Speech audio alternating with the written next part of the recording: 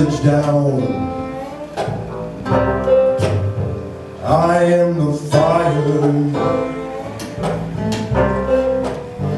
that keep you warm. Hello, and welcome to Songs and Stories from the Attic. With me, your host, Eddie Danger, where I share songwriting tips, I tell stories, and I sing songs. And today, I'm at the Latsch sessions with Parker Forcell of Oak Hooch Mountain Music, and he is hosting a small private concert series with very limited amount of seats of bands playing at the festival. So you want to talk a little bit about the difference between seeing a band in a setting like this versus at the fest? Sure. Yeah, I mean, the idea was we knew a lot of bands were coming to the festival, and we thought it would be interesting to add another dynamic and something else for people to do. The festival's already has canoe rides and other activities that people can do during the festival, and we thought, wouldn't it be interesting to add these intimate recording sessions? So they act almost as like a living room show within the larger festival, and the artists are playing the big stages over there, and then some people, about 20 for each session, have the opportunity to see some of these artists in a really intimate setting. Yeah. And so then you record all the performances. So yeah, we're recording, professionally recording through Soundstrations. And then we also have a gentleman, Tim McGuire, that's been doing videography of most of the sessions. And then afterwards, the idea is to take cuts from each one of the artists and make a CD. We did this last year. We made a CD that came out called the Latch Sessions. And this year we're doing the same thing. And one thing that's unique this year is most of the artists are covering one Grateful Dead tune. And then that will be part of this disc that will come out later this year. All right. Well, thanks for doing all you do, Parker. Thanks for Eddie. being on the show. All right. Songs and Stories from the Attic. That comes from the sun, and it is shining off the moon,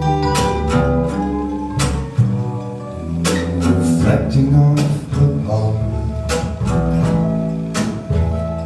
and bouncing off of you. You're landing on the light and turning it to love. A spark fell to the ground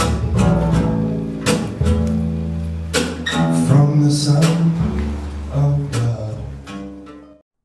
Hello, and welcome to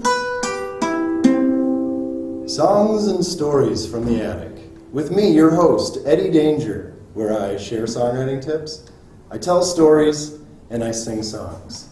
And I'm at the Latch Sessions, which is part of Boats and Bluegrass, with Brett Hoos, recording engineer, and all-around great guy. Uh-oh. And you have won some Grammys, correct? For some of the work you've done? Just one. Okay. Yeah, the second one was a nomination. So that's like winning, in my opinion. So which one did you win? We mastered Bill Miller's Grammy Award-winning record, Cedar Dream Songs. Okay. So, yeah. Nice. And then you also worked with Michael Martin Murphey on a bluegrass record the year Steve Martin won for The Crow. So that one we recorded in part different tracks in our studio, which a fair amount of them were done in Nashville, probably a good chunk of it. In fact, most of it. And Steve Martin has played with Kermit the Frog. Oh yeah, and you can't, and Kermit's got a huge list of followers. So. Yeah. So, as a songwriter, or someone who, like myself, who wants to go in and record a new record, what should I keep in mind? Like, if I want to win a Grammy, what advice do you have for that person? Well, I think really the culmination of, for instance, Bill's situation, Bill Miller and Murph's for that matter, is really about being on the road for so long that everybody knows you and knows your material. So when you come out, you release a record in a category, whatever category it is, people who are aware of you will vote for your record. And the other aspect in the industry is record sales. I mean, are you selling records? If you're selling records, that's generally a good sign that the public accepts it. in like most businesses, money talks and the rest of it walks. So, really it comes down to, I think, for the average independent musician, I think being involved in NARIS, which is the National Academy of Recording Arts and Sciences, is they're the Grammy people. So if you're out there on the road, pounding the road down, like a lot of these bands that come through Boats and Bluegrass and other festivals in the area, eventually, as their careers evolve and they start, selling more records and doing innovative things, you become, quite well known. I think in Bill's case, he's been out on the road 30-some years. And, he was one of the preeminent people in that category that he's in. And for Murph, I mean, he's sold millions and millions of records. But that was his first bluegrass record that I know. Oh. But his records sort of walked the line between bluegrass style and country, western, and western cowboy music. So he's sort of been around those things. He's done different versions of, for instance, Caroline and the Pines, where you're going to hear a ton of banjo and mandolin and all these other things. So I mean, it wasn't a big leap for him to be in that category. Great. Well, those are sound words of advice. Thanks for being on Songs and Stories. Thanks for having me.